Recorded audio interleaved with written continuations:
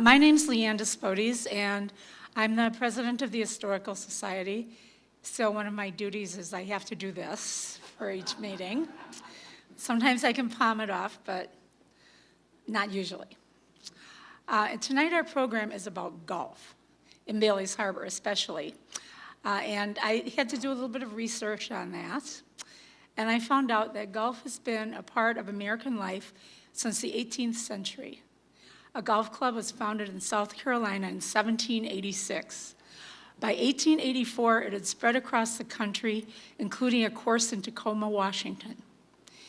The United States Golf Association held the first U.S. Amateur Championship and the first U.S. Open for pros in 1895. And that was big news to me. I had no idea.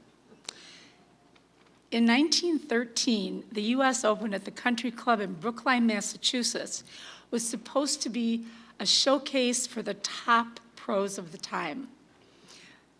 But the winner, in spite of all the most famous golfers actually across the world who were there, the winner turned out to be Francis Ouimet, a 20-year-old hometown amateur backed up by a 10-year-old caddy. It was the most significant championship in American golf history, according to Michael Trostel, who's the curator and historian of the USGA. Trostel also pointed out that Ouimet's humility and his working class roots were something you didn't see a lot at that time in the game. Golf was perceived as a game exclusively for the wealthy and the elite. Ouimet helped break that perception. Following this particular game, over 2 million Americans took up the game of golf over a very few years. The story of that game can be enjoyed through a 2005 movie called The Greatest Game Ever Played. They tied, the two players from England were supposed to be the very, very top, and he tied with them the first day, and then the second day they had to play another 18. And at that time, I think in the movie, it indicates that he won by 1 stroke, but actually he won by about 5. Northern Door County began enjoying golf soon after this. Peninsula State Park's course opened in 1917, and the Alpine at Egg Harbor offered golf as an activity in 1925. Kriss Schorer, our presenter tonight, is the great-granddaughter of Bailey's Harbor pioneers Jim and Ann Mcardle, and the great niece of Mike Mcardle, who built the golf course. She has done several excellent presentations for us with the help of her faithful sidekick husband, Jim. And her attention to detail and her ability to tell a good story always make me think that she must have been every teacher's favorite student. Now, Kriss will tell you how some old friends put their heads and resources together at the beginning of the Great Depression to create a beautiful golf venue in Bailey's Harbor.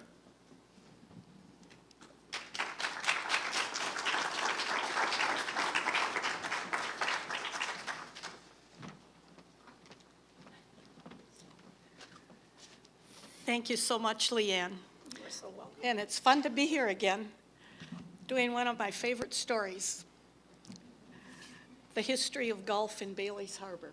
Okay, I just want to see if we have to adjust those lights. This one or that one? Okay, no, it's fine. Not I'm the just mic, going to the turn this a lights. little bit. Okay, lights are fine. Oh, okay. Are you going to turn the other ones off? Well, yeah, that's why we're waiting. Okay, we'll wait for that. Whoa, here we go. Let's see, is this one on too? Okay.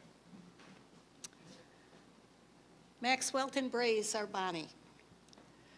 Maxwelton is a huge country home in Scotland. Brays are the rolling hills around that Clubhouse. So the Brays around Maxwelton are Bonnie, which means they're just lovely. So it fits Door County perfectly. The Irish ballad of Annie Laurie has nothing to do with playing golf. But you'll see as we go along, it has a very distinct meaning to golf in Bailey's Harbor. As Leanne said, in the early 1900s, golf was beginning to be a very popular sport. Door County was coming into its own as a recreation area and followed the enthusiasm with several fledgling courses. In 1909, land was purchased for $20 an acre and Peninsula State Park was founded. The state officially established the park in 1910. In 1920, Albert Doolittle, park manager, built the first 9 holes, and they had sand and oil greens, and I did a little reading on that. You don't want those. They talked about putting down sand and pouring 2 barrels of oil over the top of it and letting it soak in, and I thought, oh, good, am I glad they changed that. It said it was a very interesting but very time-consuming surface. The second 9 holes were designed and built in 1929. In 1921, brothers Paul and John Birchinger opened the Alpine Resort in Egg Harbor on property they had once sold and then repurchased. In 1926, after an expansion of the resort, the brothers bought an existing golf course. It was adjacent to the Alpine property and had been built by Orrin Glidden under the supervision of Ed Cabot. They added a second 9 holes in 1948. And Bill Birchinger has been the owner and manager of the property since 1939. And I think Bill's about 90 years old right now. He was just a hoot when I talked to him. Realizing that this was the beginning of tourism in Door County, as well as the beginning of motorized transportation, the west side of the peninsula now offered several golf outings. Folks frequenting some of the early resorts on the east side of the peninsula had no local courses. In March of 1928, the Door County Advocate reported that Mr. Blakefield of Bailey's Harbor had been in the city. He was there to promote a golf course in Bailey's Harbor. Mr. Blakefield was contacting businessmen to join in the corporation for $15,000, which was a lot of money at that point, each to build a Bailey's Harbor Golf Club. He had taken an option on 52 acres of land at the triangle where County E and State Trunk Highway 17, which is now Highway 57, join, a most desirable location between Kangaroo Lake and Lake Michigan. The property was owned by Peter and Tom Collins. Unfortunately, the corporation was not successful, and the golfing and prospects in Bailey's Harbor in the east side of the peninsula seemed to have vanished. About this same time, Michael Mcardle, a Bailey's Harbor native son, was visiting his family in Bailey's Harbor. Mcardle was a successful businessman from Chicago. Just a little background information on Michael William Mcardle. Michael was the 5th child and the 3rd son of James and Anna Fagan Mcardle. And he's in the middle on the bottom row. The Mcardles emigrated from Ireland in 1866. In 1871, the family moved to Bailey's Harbor to be near many of their other friends who came from Dundalk area of Ireland. They purchased 40 acres to farm along Highway 57 in the area of North Kangaroo Lake Road, and by 1895, Jim Mcardle was working over 350 acres. Part of that property is what's part now of Bjorklanden, and part of it is part of the golf course. Mcardle was born in Bailey's Harbor on October 6, 1874. He earned a high school diploma graduating at 15 in 1889 and Wisconsin teaching certificate in 1890. He taught for 2 years in the Sister Bay School and then moved to the Ellison Bay School for another 3.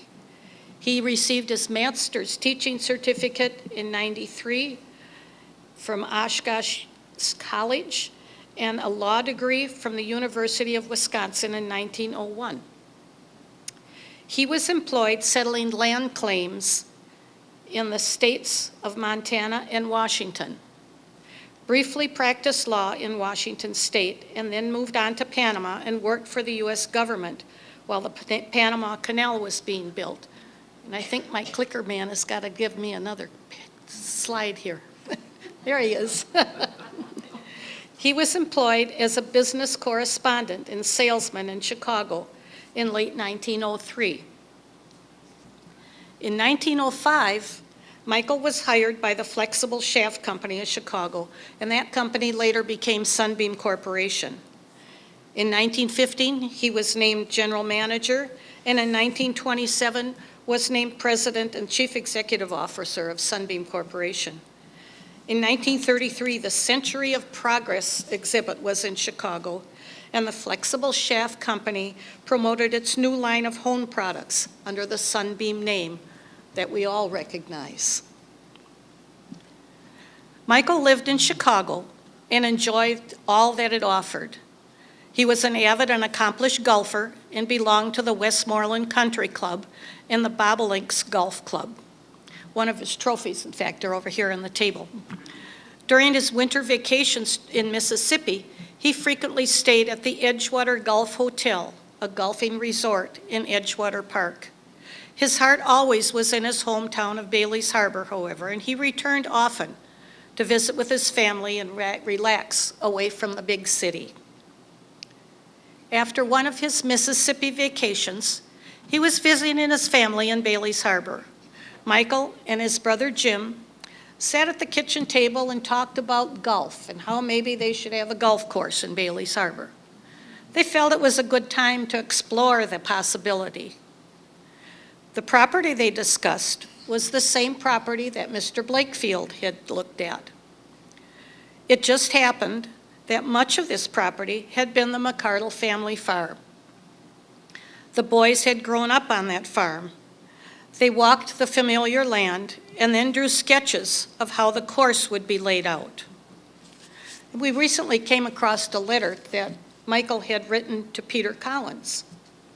He indicated to Peter that he was close to closing on land that the Jacobsons owned, and he felt he had paid pretty good prices to all the former landowners and felt Bailey's Harbor will soon have a golf course they can be proud of. He added that when the snow got off the ground up there, he said, let him know, and he can make a trip up with a fellow who knows a lot about laying out golf courses. He closed telling Peter he was a good salesman, and that 10 days ago, the idea of doing anything like this would never have happened. He advised Pete also that he would have to learn to play golf, and that would keep him young. Sometimes I think it frustrates us and makes us older as well. Well, Michael returned to Chicago and visited with the pro at his home course, Westmoreland Country Club, about his vision for this golf club in Bailey's Harbor. The next week, the two men came to Bailey's Harbor and looked over the property. His friend and course pro directed him to well-known golf course designers Joseph A. Roseman and George O'Neill. Joseph Roseman was contracted to be the designer, and dream had started to take shape. There were to be 18 holes, the first 9 on the west side of the highway, and the second on the east around the main clubhouse. The land required for the holes and other buildings was purchased, and the construction was begun in 1929. At this time, the Great Depression was in full swing, so the project was a great benefit to Bailey's Harbor.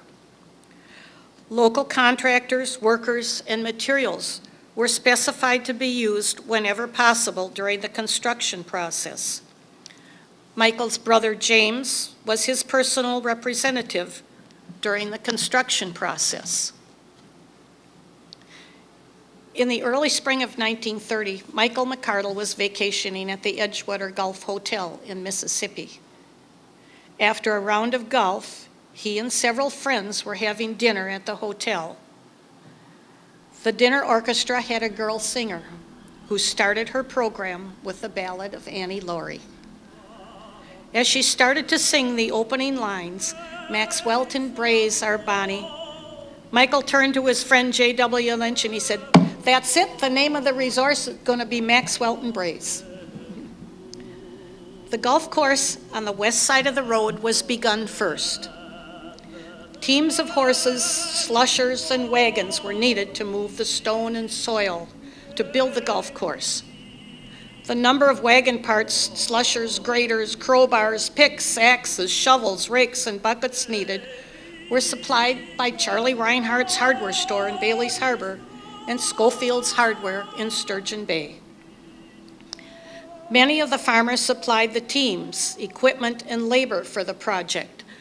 And this is one of the timesheets from Pete Collins' 2 teams. Old stories related that Archie Reinhardt was the first man to work on the course. He took down the stone fences and piled them to create many of the bunkers. So if you get in the bunkers, don't swing too hard because there's stone underneath them. Otto Pyle had 2 teams driven by his sons, Roland and Hans. They hauled sand from Hines Creek area for traps on the golf course. One of the horses dropped dead on the road.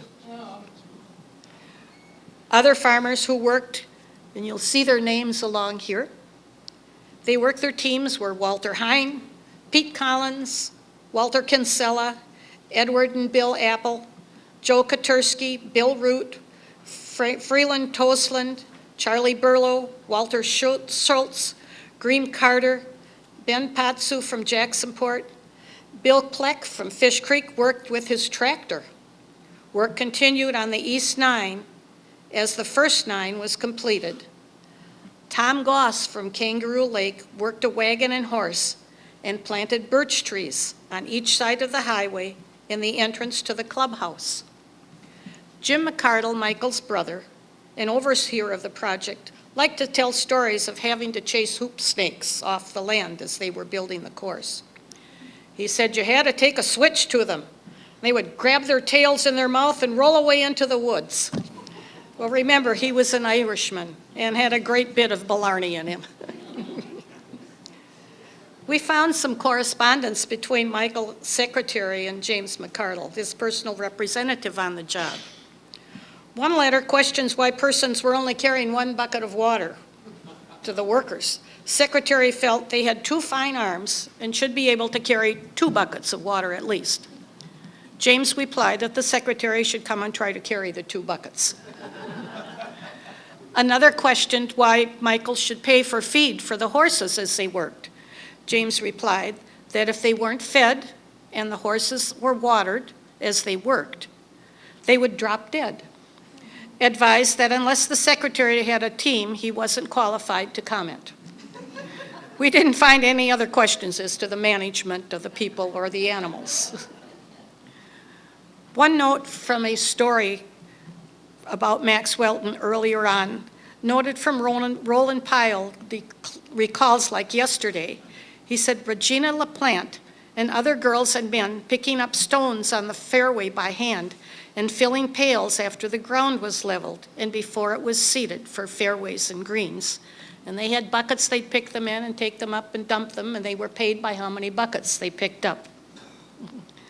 The greens and trees were planted with bent grass, which was not common in Wisconsin at that time. The pump house was located at the east edge of the property at the edge of Lake Michigan, and you can just barely see it up at the top of this picture. The lake level was high, and water was pumped up to a half a mile to the golf course. As the water level receded, a hole was drilled behind the pump house at the base of the cliff on the beach to furnish water for the golf course, and it still comes up that pipe today. Milton Heinquinnet, year-round maintenance and caretaker, and Gordon Brand, greenskeeper, both worked at the golf course from its beginning for over 40 years. The course was heavily trapped in the beginning, and par was 72. There was a sand trap for every par stroke. It was considered a keen challenge for the professional golfer, not to mention the average player. As Door County's resort businesses grew and play increased by the average golfer, the number of traps were gradually reduced to 60 to make it conservative yet sporty for the good player. The course is now 6,070 yards and the par is 70. The west side was completed and opened to the public in 1930, and the second nine on the east side was completed in 1931. The famous 19th hole gave every guest a chance to win a medal for a hole-in-one when they completed their round. And this is a story that you can't do that today because the 19th hole is no longer there. The resort brochure later described it as the only real 19th hole in the world. After 18 holes of play, a golfer had only one shot for the 19th. The tee was just south of the 18th green, and it was 61 yards long. Excuse me. And the raised green was 18 feet across. The green was dished slightly toward the hole so that a ball pitched correctly would stay on the green and roll by gravity into the cup. The ball would travel down an underground tube, trick a mechanism that would deliver the player his ball, and a gold-plated bronze medal reading "Hole-in-One, Maxwelton Braes Golf Course, Bailey's Harbor, Wisconsin," in the current year. Later versions of the medal were a silver-colored stamped coin. And Leanne's mother won one, and there is one of the gold ones over on the table over here, as well as one of the silver ones you might want to take a look at. As work was being done on the course, the clubhouse building was also under construction. The architects for the main building were Van Hoist and Elsmill of Minneapolis, Minnesota.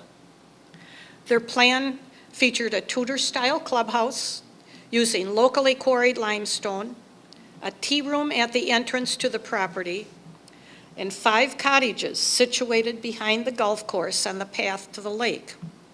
Tennis courts and a garage facility for guests' vehicles and accommodation for their chauffeurs would also be part of the complex. Local farmers with their scoops dug out the basement after the stone was blasted. Frank Oldenburg was the carpenter contractor for the project. Working with him were Bill, Carl, and Gus Brungraber, Milton Heinquint, and Moritz Weiss. Homer Remelan of Sturgeon Bay did the plumbing and the heating. Nebel Electric of Sturgeon Bay did the electric. Ferdinand Jones Sr. and Jr. did the masonry work with Goldie Price as a helper.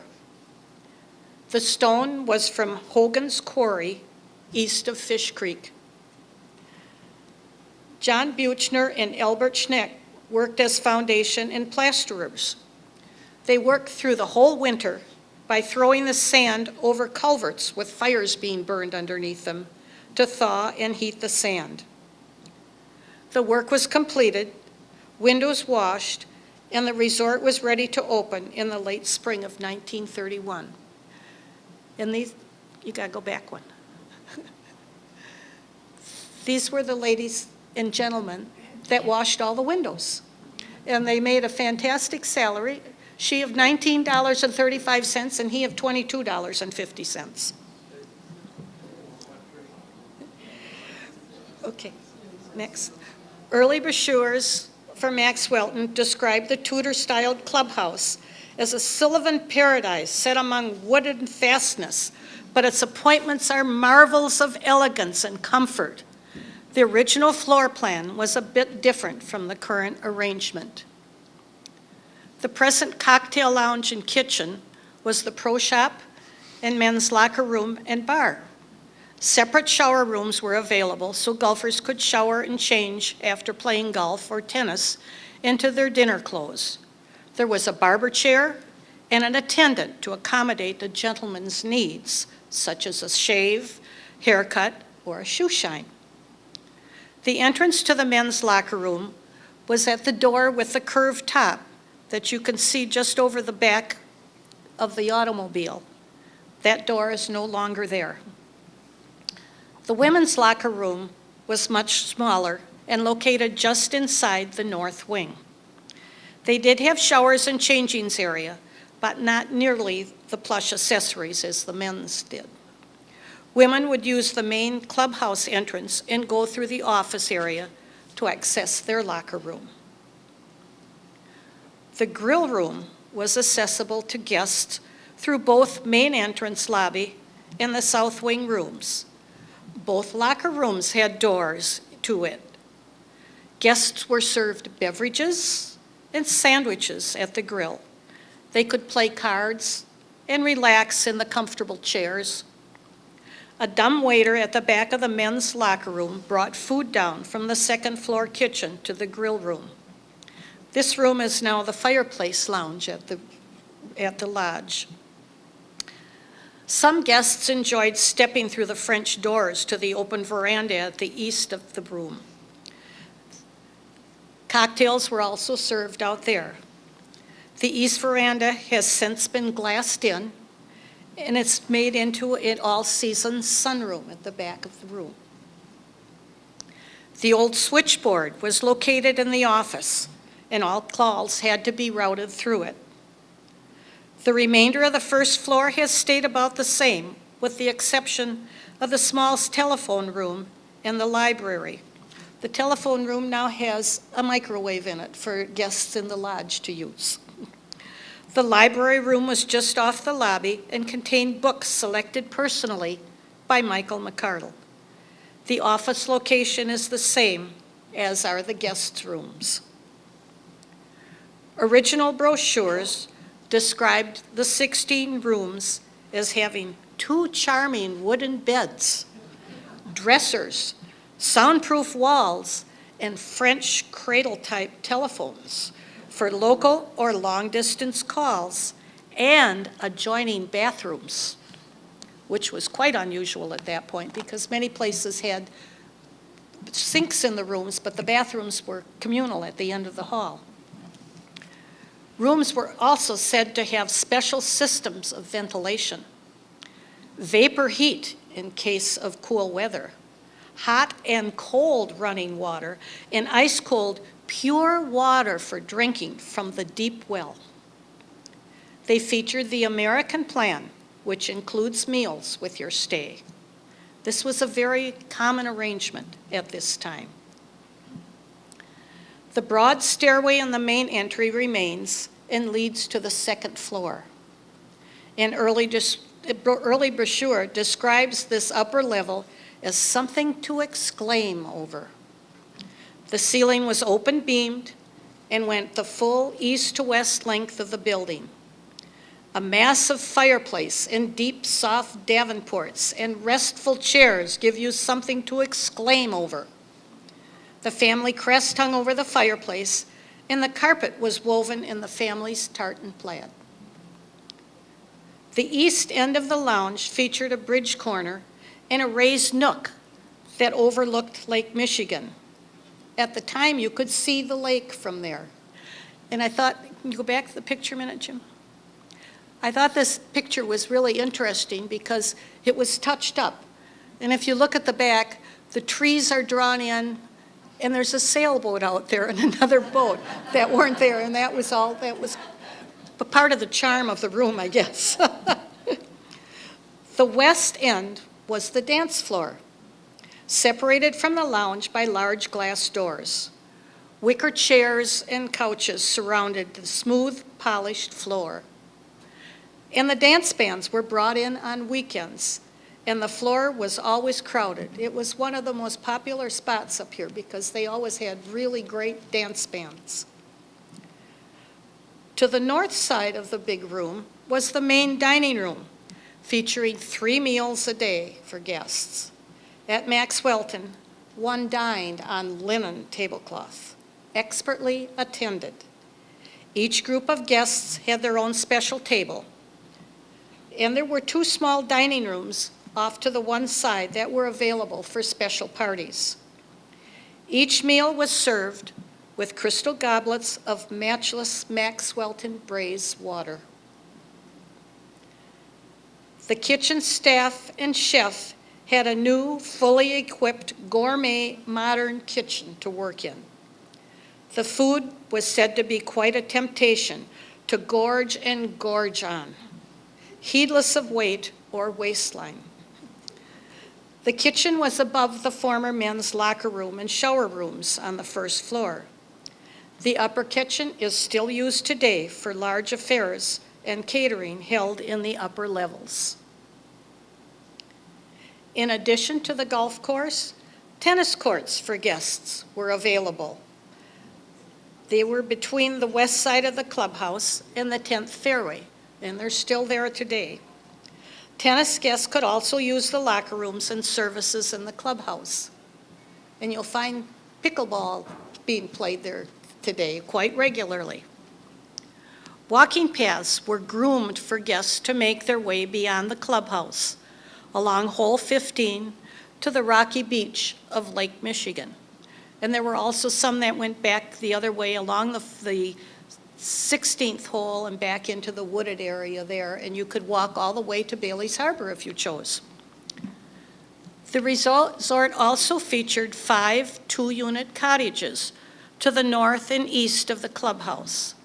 All included a living room, 2 bedrooms and bath, with hot and cold running water and electricity. Cottage guests had their meals in the dining room and enjoyed full hotel services. And you'll notice there's no kitchens on any of these plans. That's my kind of a hotel to go to. Some had refrigerators for fruits and mineral water. They were said to be artfully arranged for convenience and comfort. Located to the east side of the property on a path to the lake, they overlook the golf course and Lake Michigan. They have since been taken down and replaced by condos, which are now just east of the clubhouse. There were also 3 housekeeping cottages available. They had furnished kitchens and would accommodate 4 to 6 persons.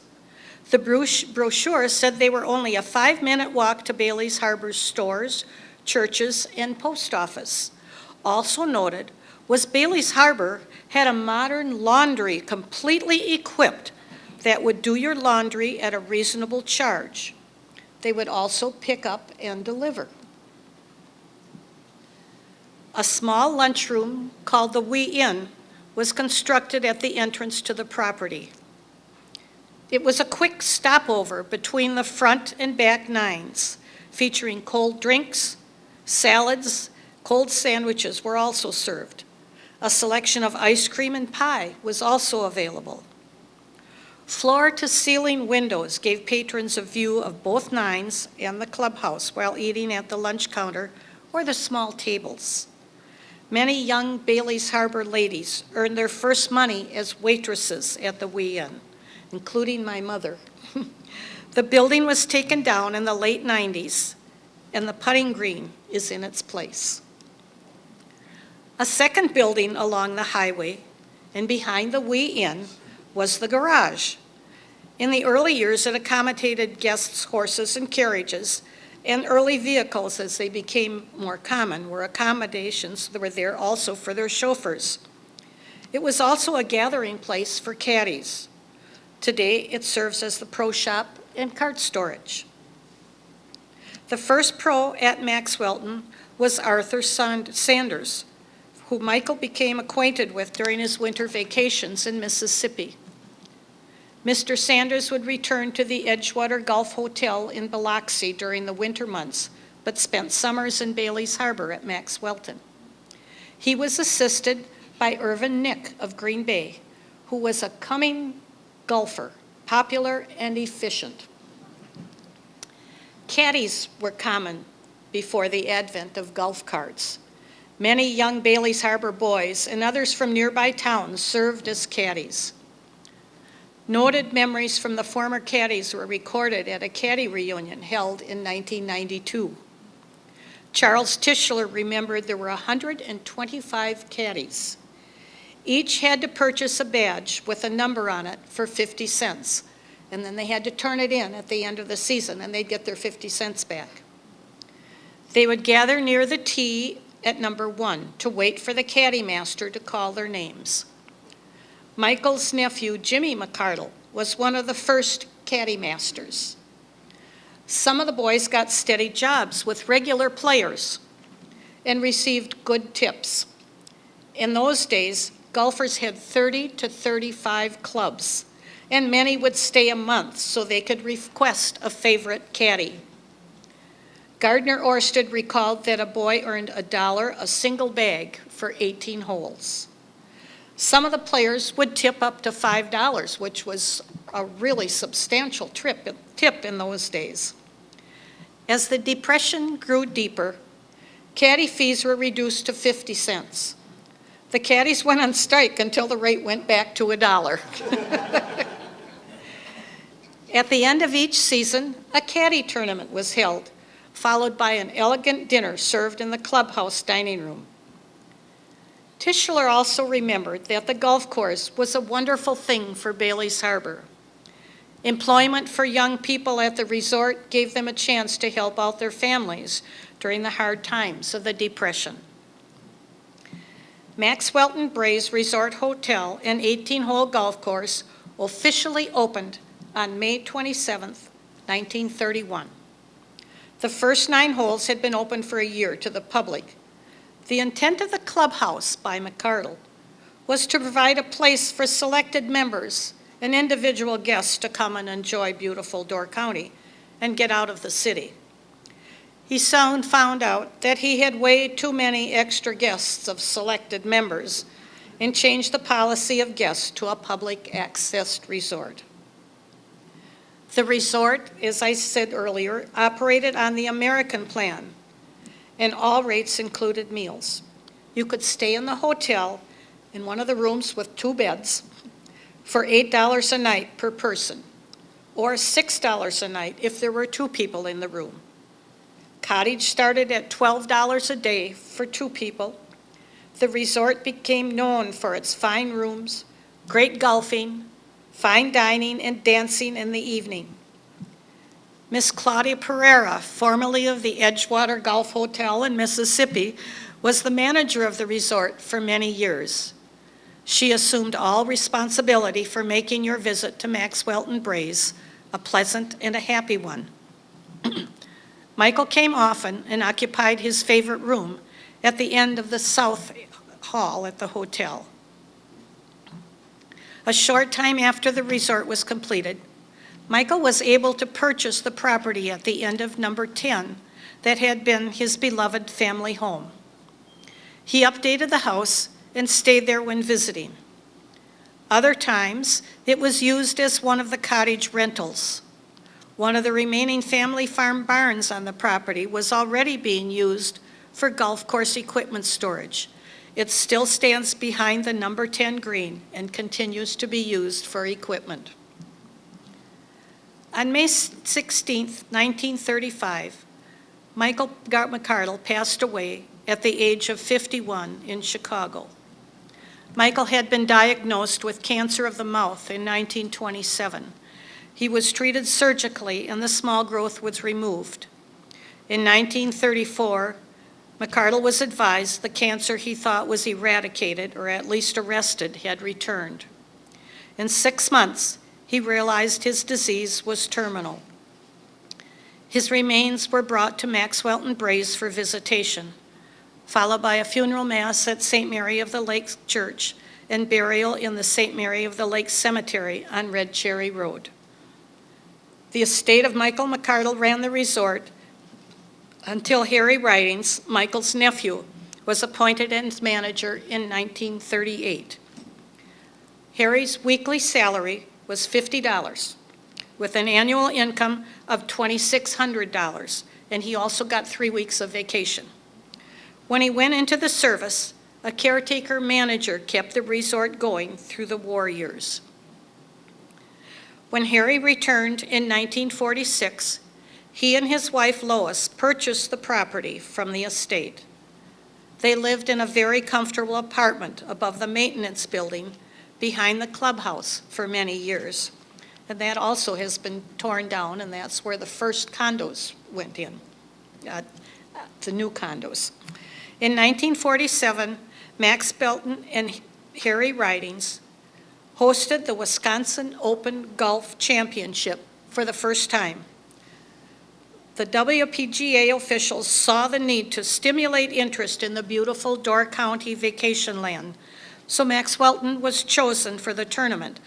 On September 8th, 1947, 33 threesomes teed off for the 3-day contest at 6-minute intervals beginning at 9 o'clock. You didn't want to dilly-dally around. The tournament was won by the previous year's champion, Jim Millward of Madison. The tournament returned to the course 3 more times. In 1948, Bailey's Harbor became a National Football League city. The Los Angeles Rams spent 2 weeks of their training camp at Maxwelton Braes.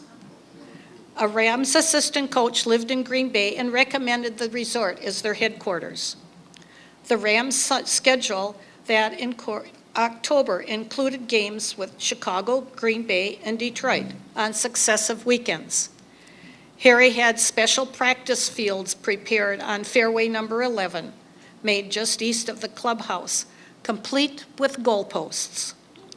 The 75 members arrived in 3 Greyhound buses from Green Bay on Monday following a game with the Bears. The group included Coach Clark Shaughnessy, assistant coaches, PR staff, and the 41-member team. The Rams' glamour boy at that time was quarterback Bob Waterfield, who was married to Jane Russell. Local folks were very disappointed to learn that the squad traveled stag and they would have no chance to see the glamorous movie star. Their next game was against the Packers, so practices were kept very secret. Rams businessman Bill John had been busy in Sturgeon Bay distributing Rams pennants the week before. Bill Krause, a sports writer for The Advocate, wrote, "The team made the 45-mile trip to Green Bay on Sunday and found Sturgeon Bay residents waving Ram pennants and shouting, 'Go you LA Rams, go!' The Packers beat the Ram that year on October 17th, 42-41. The Rams did not make the playoffs. As evidence of the event, the goalposts were found in the attic when Harry's granddaughter took over management of the resort. After training camp, a landing strip was also established on hole number 11 for some guests' convenience. One May morning of 1983, Lois awoke to the smell of smoke and saw the clubhouse on fire. It burned the kitchen area and the rooms below it. Repairs to the damaged clubhouse were made, and the kitchen was updated. Over the years, they improved and expanded the resort. The rooms and vacation cottages were renovated and upgraded several times. The locker rooms were removed from the clubhouse, and the area converted to a cocktail lounge. The upstairs lounge area was converted to a larger dining area and banquet facilities. Motel accommodations were added at the edge of the woods overlooking the 16th hole. A heated swimming pool was opened off the east side of the clubhouse behind the 15th green. The old Mcardle family home was taken down, and the first Maxwelton Braes condominiums were built in 1983 at the south edge of the golf course. They were designed to resemble the clubhouse and overlook the fairways. Harry and Lois moved into one of these new units that fall. It was not unusual to see Harry driving his Jaguar around the golf course in the evening, checking sprinklers and the greens. If you stopped at the resort for dinner, you would most likely find Harry and Lois having an evening cocktail and dinner in the clubhouse during in the clubhouse dining room. Their picture with a perfect martini, Harry's favorite alongside it, is displayed in the bar area. On February 8th, 1983, Harry suffered a fatal heart attack at the age of 85. Harry served in the Army during World War II, was a charter member of the Bailey's Harbor Lions Club, the Bailey's Harbor Business Association. Mass was celebrated at St. Mary of the Lake Church, and interment was at the cemetery February 13th. Lois Ridings, Harry's wife, took over management of the resort and hired Harry's nephew, Don Kraut, as the manager. In 1997, an early morning golfer on the course saw flames shooting out of the building and called the fire department. About the same time, a cook arriving for the day pounded on Kraut's apartment door to alert him. The fire started in the second floor dining room, ignited the wall, and quickly spread across the main upstairs dining room and burned through the ceiling. Fire severely damaged the second floor, and water caused extensive damage to the first floor also. Fortunately, none of the hotel rooms was occupied at the time. Firefighters from Bailey's Harbor, Fish Creek, Gibraltar, Egg Harbor, Sister Bay, Liberty Grove, and Sturgeon Bay responded to the blaze. Water was shuffled by tanker from Kangaroo Lake and pumped through a hose from Lake Michigan. They were able to save the building and keep damage to the central areas. Lois never hesitated to announce that the club would be rebuilt and ready for business as usual the next season.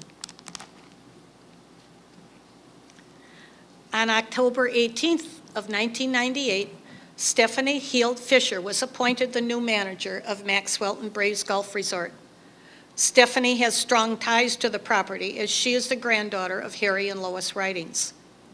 Stephanie was the president of Maxwelton Braes Incorporated. However, her grandmother retained ownership. Heald Fisher initiated renovation projects on the golf course and announced plans to fix up the cottages, pro shop, and the Wee Inn coffee shop. Additional remodeling would be done in the clubhouse, including adding a few lounge suites and enhancing the newly rebuilt dining and kitchen facilities. She was anxious to restore the facility to again be a Door County jewel, hosting conventions, weddings, and other gatherings. I think you got to give us a click, Jim. There you go. Okay.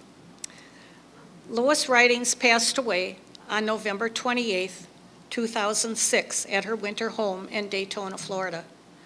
Funeral services were held in Bailey's Harbor at St. Mary of the Lake Catholic Church, and she was buried next to her husband in the church cemetery on Red Cherry Road. In 2001, the Ridings family made a decision to sell Maxwelton Braes Golf Resort. The younger family members' lives were taking them in other directions, and the senior generation was aging. The buildings and course had been updated, and they felt the time was right.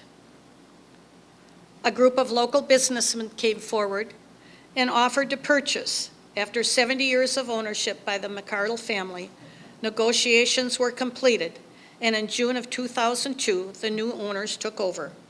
Included in the group were Dale Williams and Keith Bondville of Bailey's Harbor and Dick Dobner of Sister Bay. Mrs. Ridings kept 5 acres and the condos at the south end of the property when the sale was completed. Actually, the Ridings family kept that. The group announced plans for upgrading the clubhouse and other changes to the grounds. The small dining room area at the south side of the ground floor of the building was increased, and the old dining room was moved to the ground floor. They also added a kitchen on the lower level. A new entrance to the bar area was added, and the cocktail lounge was remodeled, giving more seating. Guest bathroom facilities were relocated near the clubhouse offices. The upper clubhouse area is now used for banquets, weddings, and other outings. The older cottages were removed and townhouses were constructed along the 15th and 16th fairways and adjacent wooded areas. The first condo buildings on the grounds were constructed and sold. The buildings fit well into the property and were a great addition to the areas. In addition to that, the areas of 17 acres behind the 17th tee was developed as a secluded wooded single-family home sites. Several holes were adjusted in length, new tee boxes created, and distance markers for blue, white, and red tees were added. In the spring, Jason Dobner was hired as Maxwelton's head pro. The enhancements to the clubhouse and golf course were completed, and the club flourished. Unfortunately, the real estate crash hit and the property went into receivership in 2010. The clubhouse and course were closed, and the future looked bleak.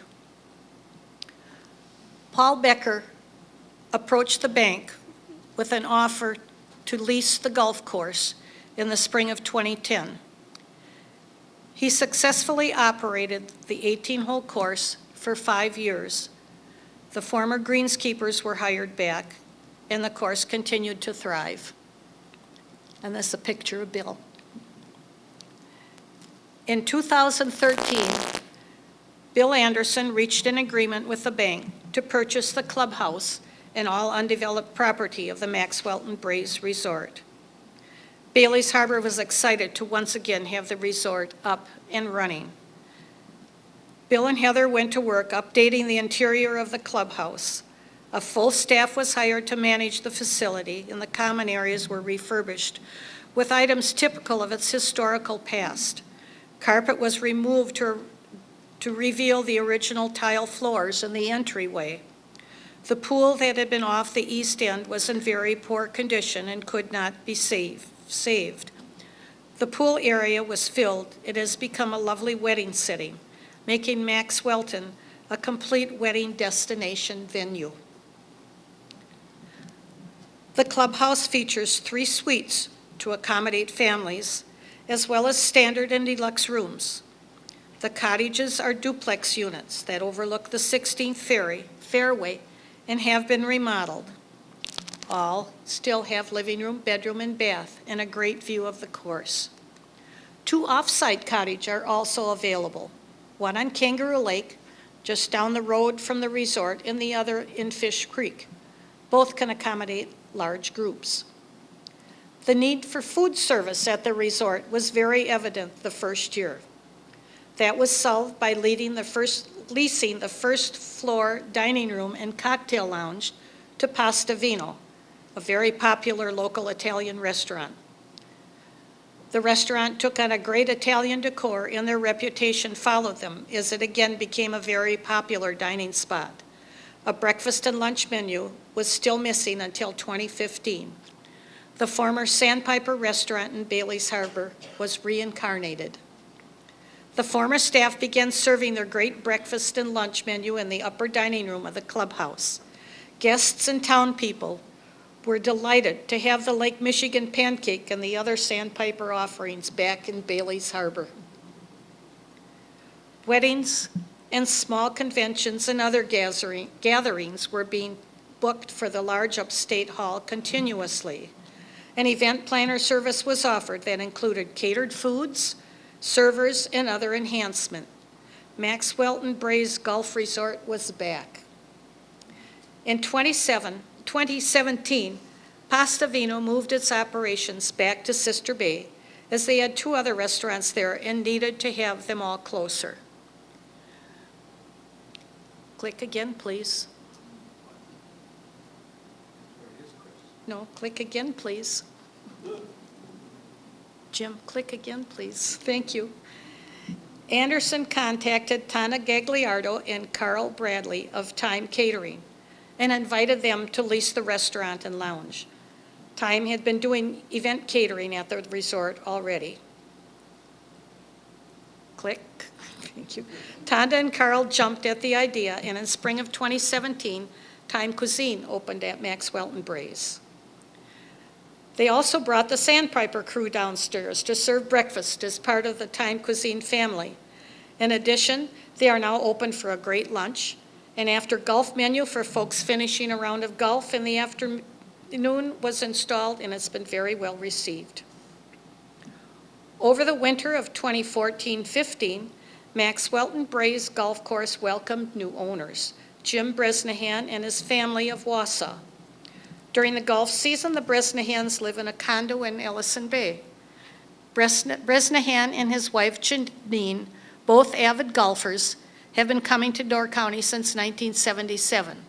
When he retired in spring of 2014, he said he began looking for something to do that was not work, and Maxwelton Braes fit the bill. I hope he still believes that. The family felt buying Maxwelton Golf would be a good opportunity and a way they could preserve a bit of local history. I've always admired and liked Maxwelton Braes. We wanted to make sure it had some stability, Jim said. Bresnahan kept the name of the golf course. It's got a rich history, and we'd like to keep that intact, he said. He used the first year to learn about the clientele and find out what visitors wanted. Much of the previous staff was retained to make a smooth changeover. Daughter Erin Bresnahan is participating and learning the business of management responsibilities for the golf course. Jim expects Erin will take over the course in 10 to 15 years when he's ready for a second retirement. Jim is intent on making ongoing improvements to the course. This year, new pull carts and a fleet of new motorized carts were added. Several men's leagues and the Bonnie Braes ladies are happy to have Maxwelton as their home course again. A couples Sunday event is planned every month and has been very well received. Included are 9 halls of best ball golf, followed by dinner and prizes at a local restaurant. Many group golf outings are held annually at the course, and it brings golfing visitors from all of the United States to our beautiful town of Bailey's Harbor. We Bailey's Harbor golfers are all happy to have them here. This brings us to the end of the story as it exists today. Many things have changed, but the charm and mystique of Maxwelton Braes remain the same. As many of you may know, my roots run very deep at Maxwelton Braes. My great-grandparents, James and Nancy Mcardle, farmed the land in the 1800s. My grandparents, Jim and Anna Mcardle, lived on the farm until they moved to town in 1920. My mother was born on the land in 1916. Michael W. Mcardle was my grandfather's brother and my great-uncle, and Harry Ridings was a cousin. My late aunts, Jeanette and Catherine Mcardle, kept meticulous notes on Maxwelton over its many years, saving me lots of research to put this story together. I'm sure they are happy to have the legacy passed along again. I have truly enjoyed sharing Maxwelton Braes and its history with you tonight. Special thanks to my husband, Jim, for keeping me focused and being my official picture clicker tonight. Thanks also to the Andersons, the Bresnahans, Tana Gagliardo, and Carl Bradley from Time Cuisine, and staff at Maxwelton, and the Bailey's Harbor Historical Society for inviting me to present this program. Thanks to all of you for coming, and just remember, if you see a hoop snake, just shake a stick at it and it will grow back into the woods.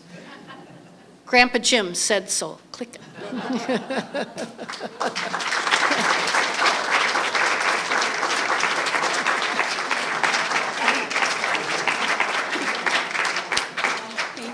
You're very welcome.